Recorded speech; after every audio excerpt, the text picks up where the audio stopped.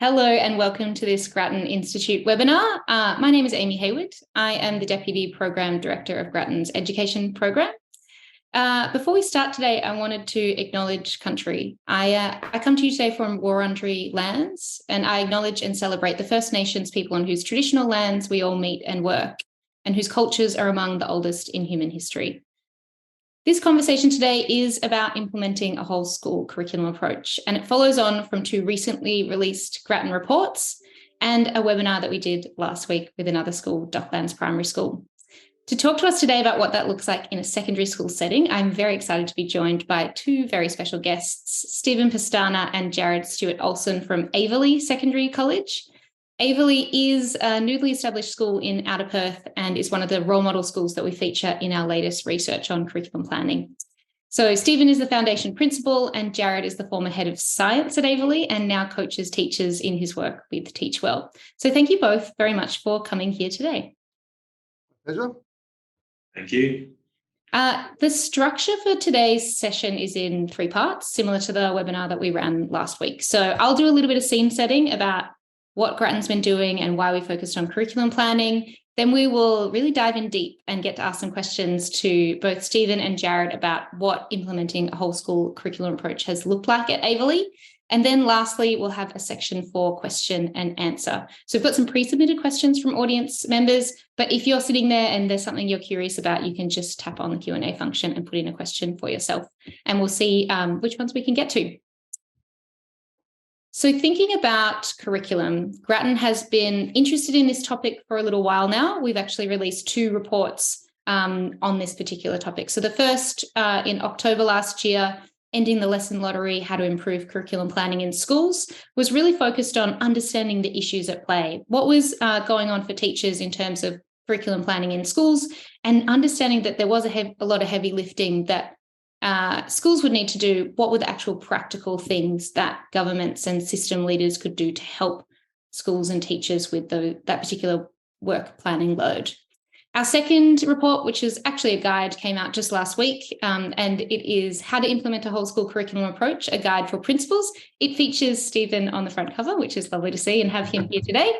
In terms of this research, we did do a large-scale survey of over 2,200 teachers and school leaders across Australia. A couple of the highlights that we found were that teachers were really struggling with curriculum planning. So of the teachers we surveyed, 49% of them are planning on their own for their class. 85% do not have access to a shared bank of high-quality curriculum materials for all their classes, and 55% said they're not satisfied with curriculum planning in their school. Unfortunately, this does mean that students are missing out. Even the hardest working teacher working on their own can't make up for the fact that they might not know what's been taught before. So their teaching could be highly repetitive or leave critical gaps. And unfortunately, it is disadvantaged students that miss out most because they're more likely to have out-of-field teachers or early career teachers. So while we could see the problem through our research, we were also really lucky to work with 5 role model schools across Australia. And they really showed us what does implementing a whole school approach look like in practice. And they work in a diversity of settings. So Aveley, we're speaking with Stephen and Jarrad today, is in Outer Perth. Serpentine is a small school about an hour's drive from Perth. Ballarat College is in regional Victoria. Docklands Primary School, who we spoke to last week, is in central Melbourne, and Marsden Road Public School is in southwest Sydney. So these schools work, some of them are government schools, some of them are non-government schools. They serve different communities of learners in terms of their cultural and linguistic and socioeconomic background. And they're also working across different sizes. Serpentine is a small school with less than 200 kids, but we have other schools that have over 1,500 students.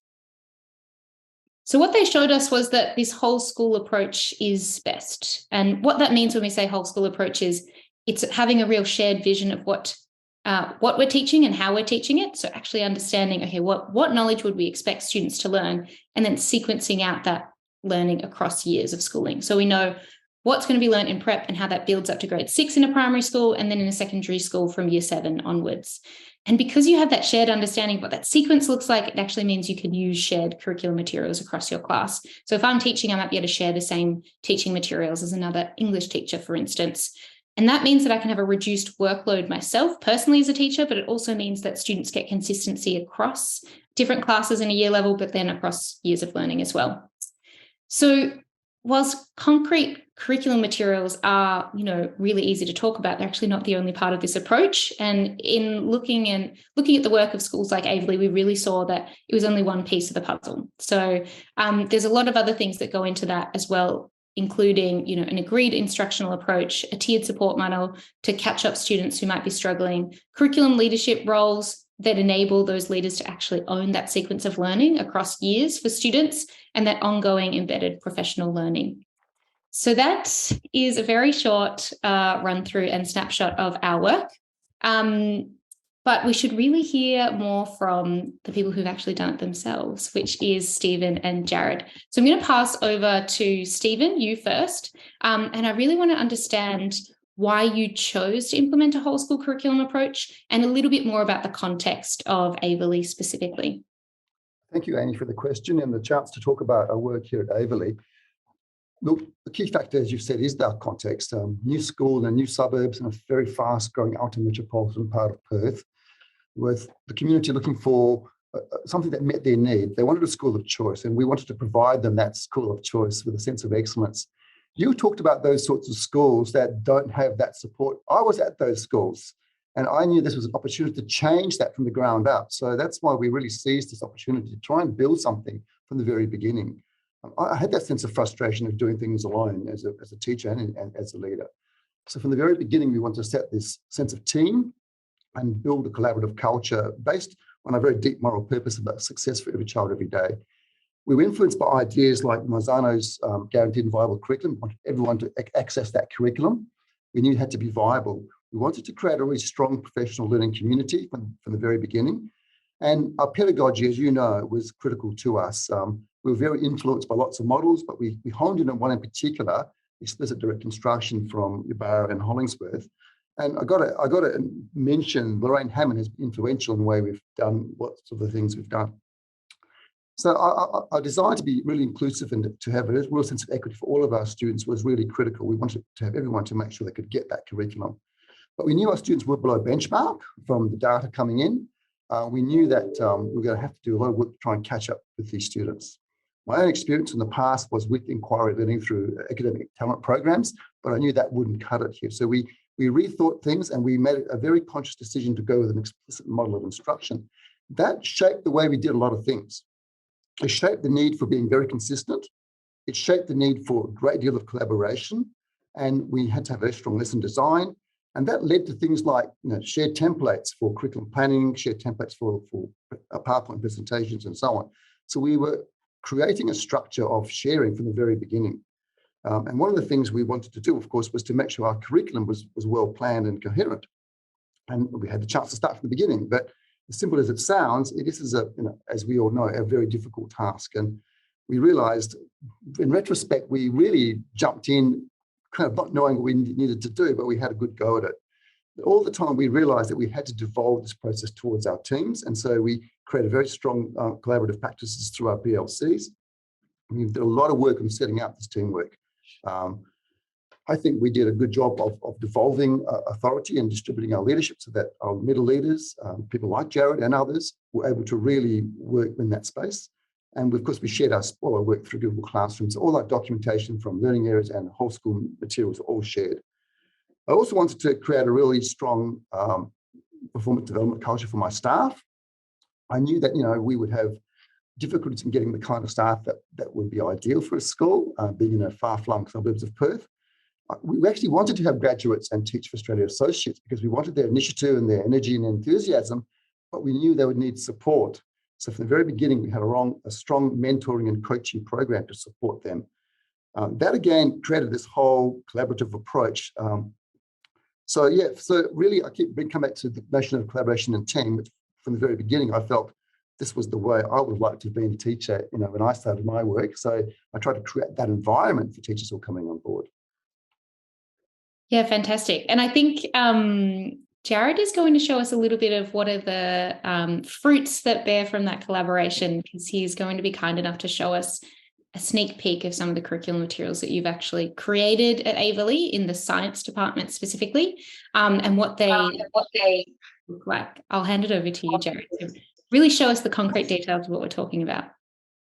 Yeah, absolutely. Thank you. And you'll see some of what Stephen mentioned in terms of our shared curriculum resources in action here. So a big part of my role as a middle leader is really ensuring that learning is sequenced really effectively from year 7 through to the end of year 12. And there is a lot more to a middle leader than that, but that is really our core business in terms of teaching and learning. So part of that is also making sure that teachers can access it and that it's created in a way that is collaborative from the very get-go. And a way we did that through a cloud-based file storage such as Google, and you can see on the slide there that it's split up by year level, and then we also have our curriculum map documents. So that template that Stephen mentioned, creating that early on so that we have the structures in place for learning areas to plan that. This is just an example. This is year 11 ATAR human biology. And you can see from that how fine-grained some of that specificity that's within there is. And it's quite complex content as well, being year 11. But it also has links to the lesson presentations themselves. So you can see how this could be used in a very practical way by a teacher.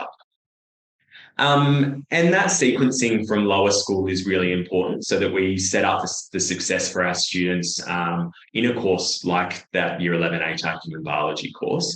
And to backwards map it back to Year 8 biology and have that connection between Year 8, the concepts that we're defining and having that common terminology in our department and across teachers is so important to avoid any confusion from our students when they do enter that Year 11 ATAR Human Biology course if they choose it. You can see that template is very similar. It's replicated quite similarly. You can see that it's just as fine-grained in Year 8 biology, and it needs to be, given that the mandated curriculum doesn't provide the absolute specificity we need to create quality checks for understanding within a lesson or plan our lesson with the appropriate structures.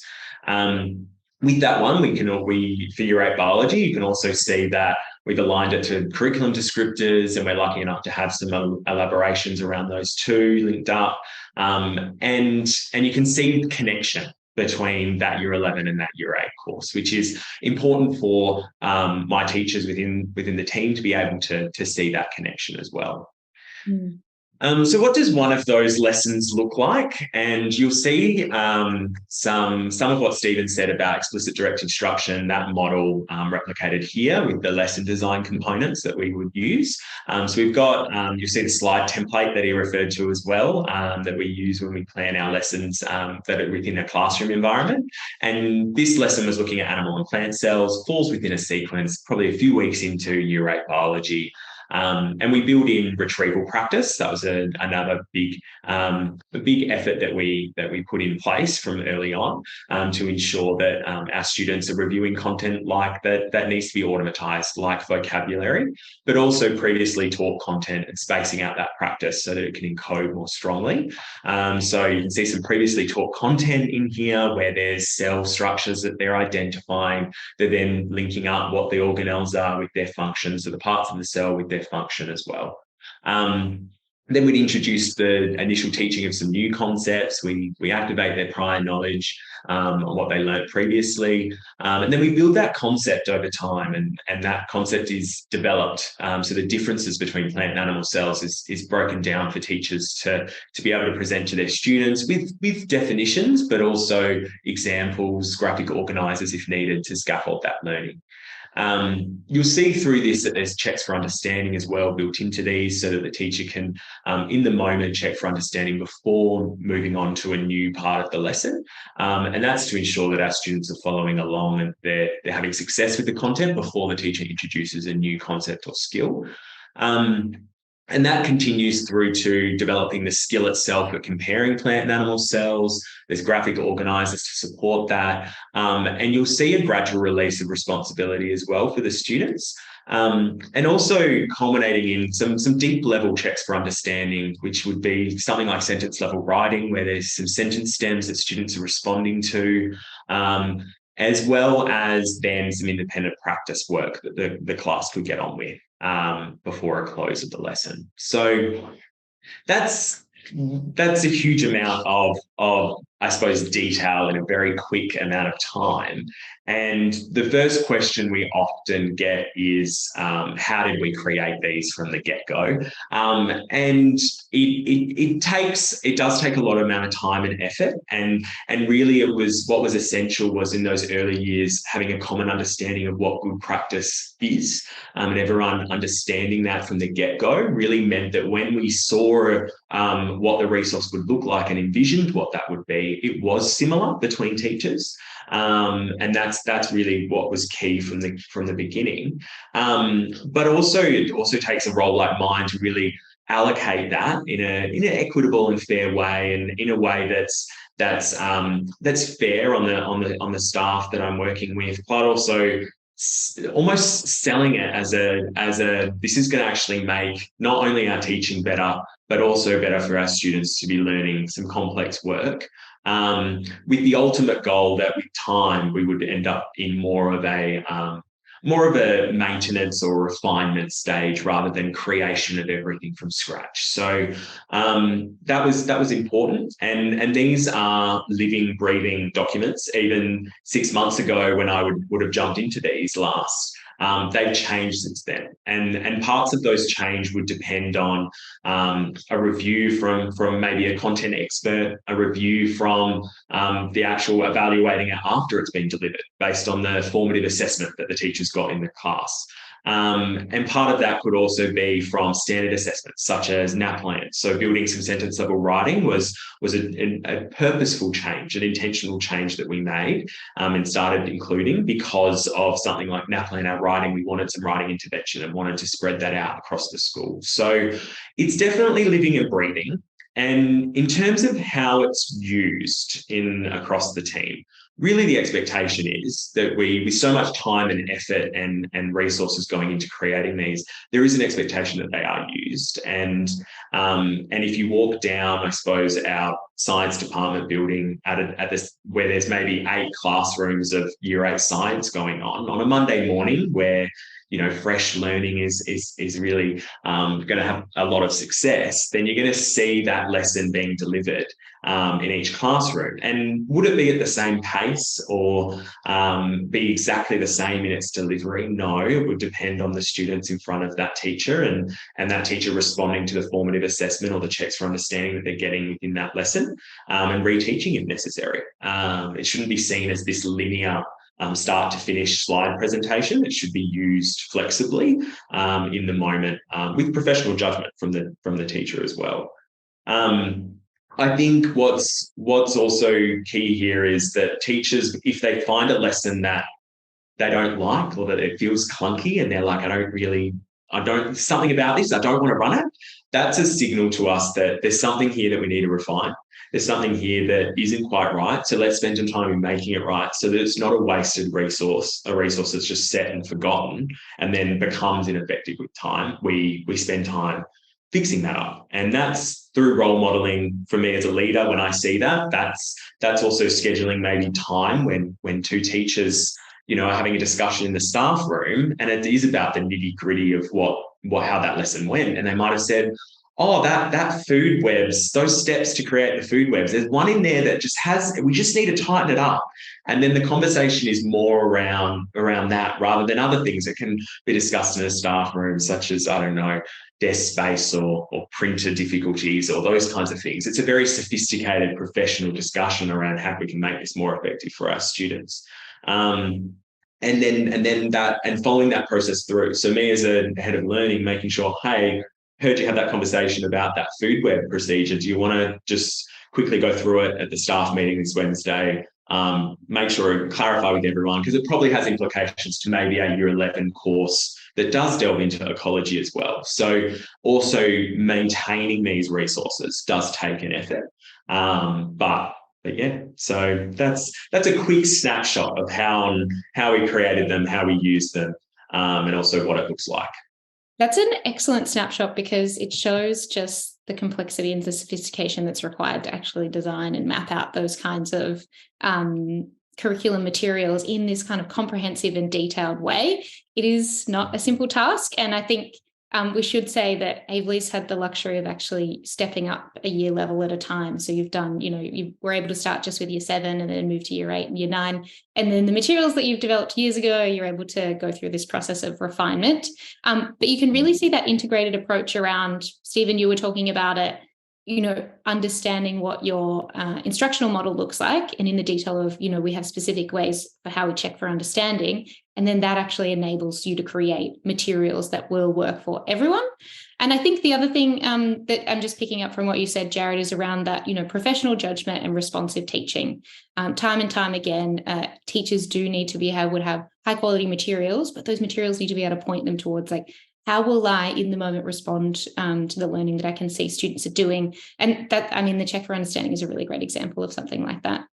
I'm interested to hear, Jarrad, a little bit more about, I suppose this is just a really kind of unusual way to plan together so collaboratively. I know that a lot of teachers will work collaboratively, but often it's in a team, like it might be, the year 8 science team, but it's not necessarily linked up, and they're not necessarily going to the point of sharing the specific same details that they'll be using. So I'd just be interested in your experience professionally of working in that way. Yeah, absolutely. It is a very different way. And we are lucky in that when we would recruit, we would share this way of planning and teaching and so, sorry, my camera, and teaching, and so that they know what they're in for. And that can be, because it can be an adjustment from having, total autonomy around what and how and when, not necessarily when, but how I teach within my classroom, and with those students in front of me, to then have this bank of resources is a change. And I think it does take a huge amount of relentless effort in maintaining a team culture that's central to, professionalism, trust, authentic conversation, which is not always easy. And I, as the leader, would need to role model that too. And if I walk past a class and they might not have been using the resource that we spent all this time doing, then it's really up to me to have a chat and say, hey, what are the barriers here? What do we need to put in place to really make this successful? Is there something about that lesson? Is there something, other supports we need to put in place to make this work? And it can be easier in the busyness of a school to just let that slide, but it's that relentless effort each moment that does appear like that, and handling it in the moment. And by role modeling that with other teachers, I know that there's coaches within the team and, my second in charge that can then emulate that. And even there becomes almost like a very high peer accountability, that if we're not, refining these lessons, if it's only, one person doing it, then that's not an equitable way to work. And it's not fair on our colleagues. So it's about working together in making them more effective. Yeah, perfect. And I should say, I saw your camera went a bit funky, and I know you're having issues. So if you end up with a funky camera, we'll still have you on board answering our questions. Even. We'll take you in whatever camera visual you've got there. And that team culture is really fascinating. I think it is something that you have to put effort into continually, and that's something that we heard from Aveley. One other thing that we've heard when people have looked at these kind of comprehensive materials that really set out in explicit detail what students are going to learn is a worry about how some students who might struggle might keep up. So just how can you still, at the same time as making sure that you've decided what knowledge and skills students are going to master, you're actually also giving the support for students that might need it. I'm interested, Stephen, I know you've done a fair bit of work at Aveley on providing an intensive support program for students when they come in, and it'd be great to hear just a bit more about how that works. Yeah, absolutely. Thank you. Look, we wanted to make sure, given the context of our students and where they were coming from, we knew we were going to have lots of problems. So we wanted to make sure our moral purpose about success for every child wasn't just a cliche. And so from the very beginning, we set up to build up structures to do that. So we used a tiered intervention model, the RTI model. And Jarrad talked about in tier 1, within the mainstream classes, teachers are going to adjust their content. And I know someone asked a question here about, if someone doesn't grasp the content, what do they do? Yeah, they do reteach, either go back to the content or perhaps have to go back the next day to try and make sure students have grasped the material. So that happens within tier 1. That will capture for most of our students, but we have a significant core of students in tier 2. And for these students, we used a different model. We used direct instruction, and So for example, we would select these students either through the data that the primary schools were giving us, or we do our own entry testing when they come to our site. And we would end up having about 2 classes of students in our direct instruction classes in year 7. And they'd be using corrective reading as their main focus, their main instructional materials. One class is at slightly lower level, and generally speaking, and we also try and put more supports for them. We find by the end of year 7, about half of those students still require more direct instruction in year 8. That model continues through. We also do a similar thing for mathematics. Initially, we had a program we brought in, Connecting Mathematics, but eventually we created our own bespoke program to deal with those students who are below benchmarks. We then have another level as well. We have, for tier 3, we have even more intensive support. We have before school classes, we have after school classes. We also re-engage the timetable. So we, for example, they don't do light, they do more literacy or numeracy, depending on what it is. We also take elective time in some cases to build as much time as we can for these students who require that really intensive support. Again, a mixture of bespoke programs and also with direct instruction for those students. This actually continues right through. Even in year 10, these students are receiving that kind of support. And even in year 11, we are still offering support for those kinds of students. So it's quite a multi-level process that we use. There's another level of support as well for students who are very disengaged, and that takes a slightly different form. So from the very beginning, we knew we'd have to have these processes to meet these students who are below benchmark. And by and large, it has been effective. Many students re-enter mainstream curriculum. Some still don't, obviously. But some have gone from requiring intervention to, in fact, have met the old standard, which in Western Australia is our minimum standards for literacy and numeracy, and can enter mainstream curriculum in year 11 and 12. So that's been quite a success for us. Yeah, and that's it's really fascinating to hear how a secondary school actually approaches that in terms of, because I know there are a lot of difficulties around timetabling and the use of subjects. So actually almost bespoke working it out depending on the tier that students are in and the support they need, what kind of timetabling implications that would have, and then what kind of program they do. I'm interested, talking about impact, you talked a little bit about some of the students, and so the students that have gone through that intervention program, received that intensive support, have gone in various directions. Some of them are passing OLNA, doing senior level studies now. But I am interested more broadly, from what you can tell. Jarrad, I might ask you first, as a teacher, what can you see as the impact for your students first, and then also for the staff you work with by taking this approach? Yeah, absolutely. So for students, it does enable the teacher to, they do have, like I think about my class, but also what I've seen in other teachers' classrooms, is if they do have a student that is lower in terms of their ability and what they've demonstrated previously, when they approach a concept and they might have some success with it based on maybe the strategies the teachers use in the class, the teacher's able to almost orchestrate a moment where that student does have success with the content. And I've seen that work really well. And it might not be, a beautifully written sentence. It might not be, a great piece of work, but it might be just even a pair share between them and a peer. And they said something like, oh, plant cells have cell walls, whereas animal cells don't. And then I, as a teacher, because I've got more time back in how I deliver as opposed to what resource and all the work that goes into that, I'm then able to go, I'm able to think about those kinds of moments that I could orchestrate and go, if this student does have success in that pair share, I might ask them, hey, would you mind sharing with the class, and kind of come up with this way for them to have success with critical content. And I think I've seen that work within other classrooms as well as my own. But it's also important to note that with all the interventions that Stephen spoke about in tier 2, tier 3, all those other things that he spoke about, it enables then within my class to be able to engage them in the content, at grade level, but with ways in which they can have success with it. So it's all about it working together, which makes it effective. In terms of teacher workload, definitely in the early years, it was a hard slog. Creation is very different from now the refinement stage. And there's still some construction in terms of those 11 and 12 specialist subjects. It's still occurring in that we still do. But it's definitely it's definitely had its impact on a reduction of lesson planning for teachers.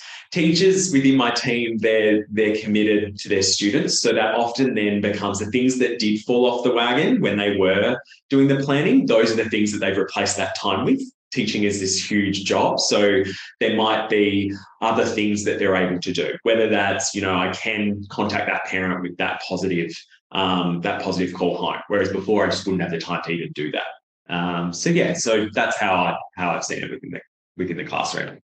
Yeah, and I think it's really interesting, and this is one thing that we saw across the schools, that idea of intellectual preparation that you were talking about. So if you've got the materials there, then instead of focusing on, well, what am I going to do in my next class, you can actually think about, well, how am I going to do it in a way that means I'm creating those moments for success for all the students in my class. That success might look a little bit differently depending on where they're up to. Stephen, I'm really curious to ask, I suppose, a bigger question, which is, I think there's a lot of people going, or sitting here, and they might be thinking, oh, wow, this is a big task. And I know it doesn't just happen, and creating materials is a part of it unto themselves. Jarrad, you've talked a little bit about that collaborative culture within a science faculty, but what are the other kind of bits that need to be in play or that you've put into practice in Aveley to make it all work?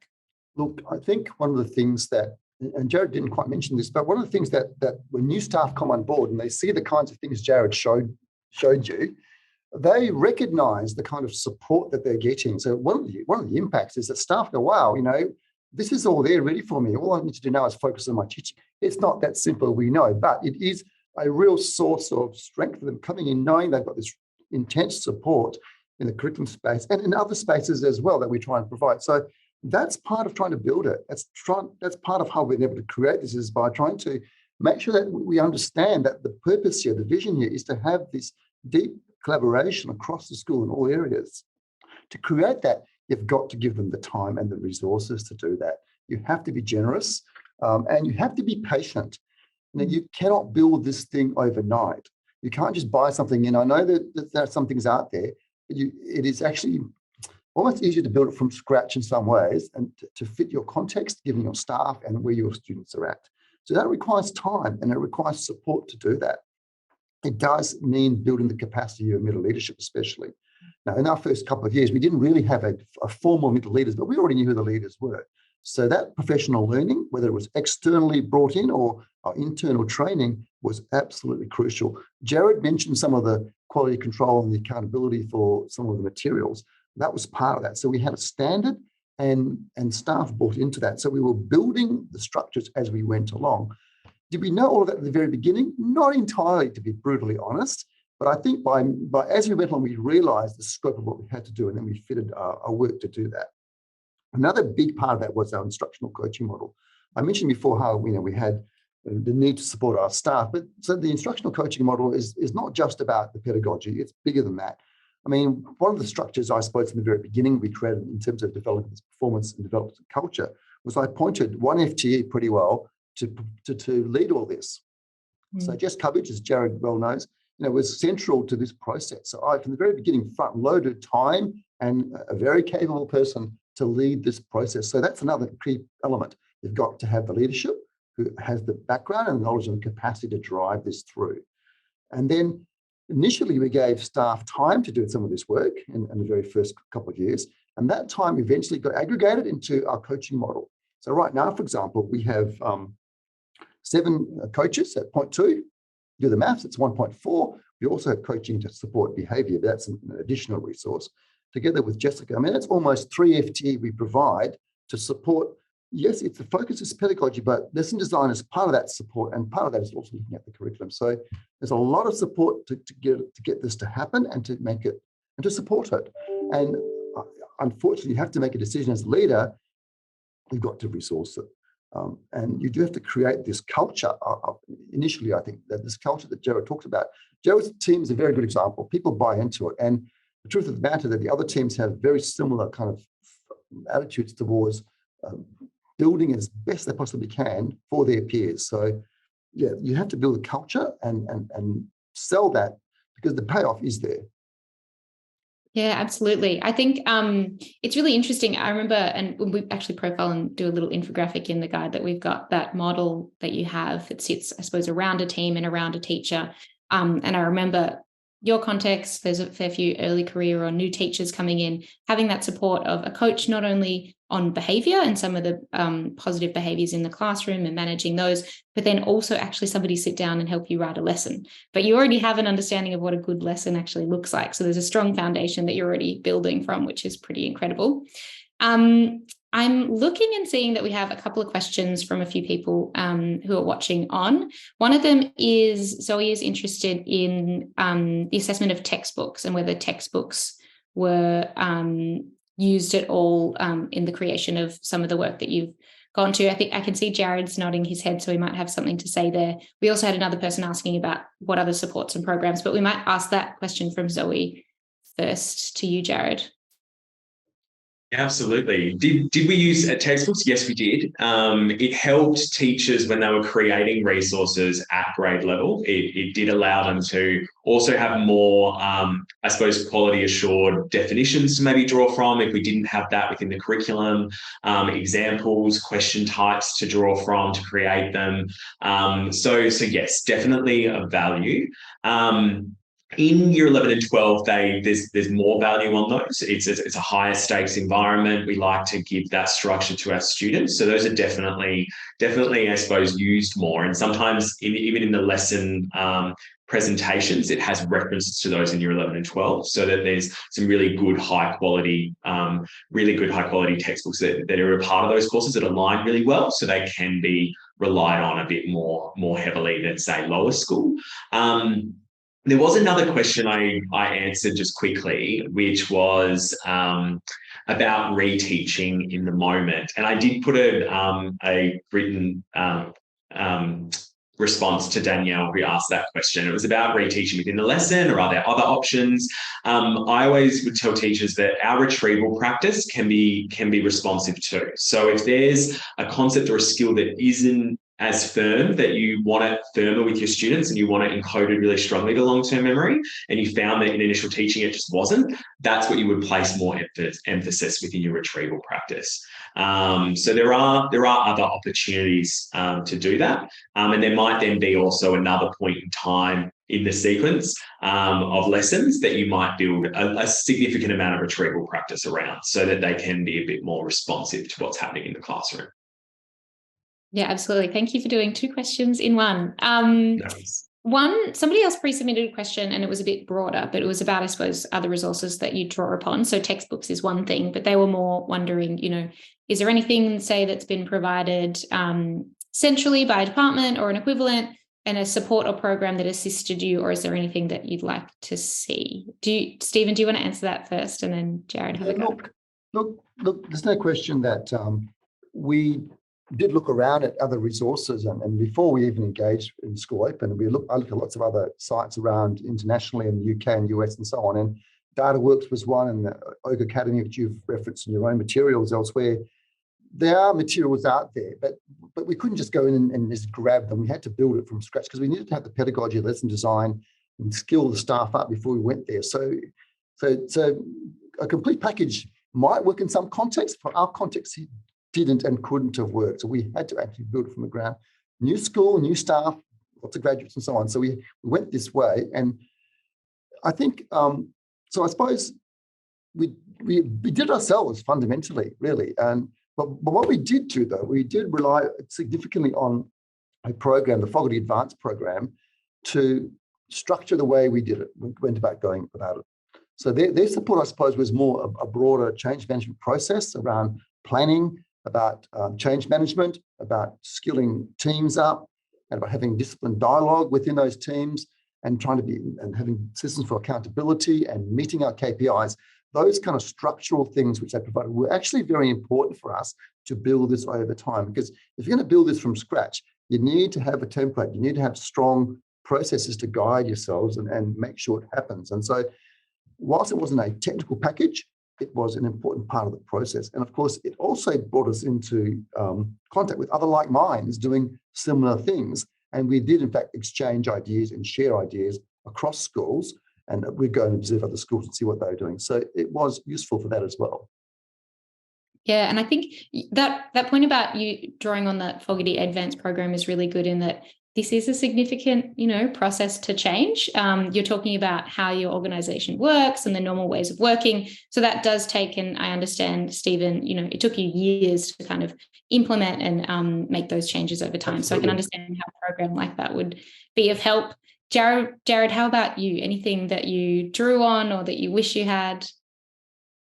Yeah, I think Fogerty Advanced really meant that we were intentional with what good teaching would look like at our school, and that meant that when we were looking at resources, especially in those early first 2 years, I think we were more looking elsewhere, and then in that third year it was very much like, we've got this, like this is how we're going to do it, this is how we've got it. So when looking at those resources, we were then able to visualize what would be a good resource and what would we need to do that teaching. And we quite often found that things just didn't fit with that. So I think, especially in the work that I do now with Teach Well, it's about getting a school to see what is good teaching and what does evidence-based practice look like, and what is that first, before looking at, say, resources that might look good when you don't have that common understanding of what good teaching looks like.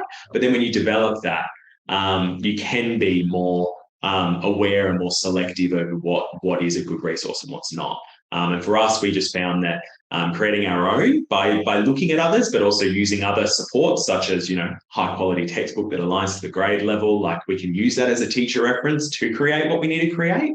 That was helpful. Yeah. There are other, like, since even, we're in our 6th year, even since then, there's been more work on that. So I know Ochre Education is one that's really trying to create high quality resources that teachers can use, and it's based on evidence-based practice. So it might align with more schools in what they envision good teaching to be. So that is an opportunity. We didn't have that luxury 6 years ago. So yeah, that's a space to watch, I guess. Yeah, that's a great. And providing those kind of comprehensive materials, which go down to the lesson level of here's what I would teach in this sequence. I suppose that's something that we recommended in our policy report. So we're really glad to see that that's something that governments are taking an interest in, and we know that Ochre have been working with Aero in putting that together. There is one other question that we've got here from a listener or audience member, Emma. She is wondering about how much work went into looking at the curriculum across subject domains and considering links. And if that occurred, how did that influence curriculum mapping? And I suppose, Jarrad, you might be the best person to answer this, but my thinking is around some of those domains that sit across subjects like writing, but also whether there are any links. I think it gets a bit harder in secondary than it might be in primary, but whether there's anything you can comment on there. Absolutely. I mean, Stephen spoke about having all the curriculum resources accessible by everyone within the school. So that's key to our planning. So I know that when we construct our Year 7 curriculum map, we know that Year 7 humanities and social sciences also cover water cycle. We cover water cycle. Can we make those definitions the same over some of those processes?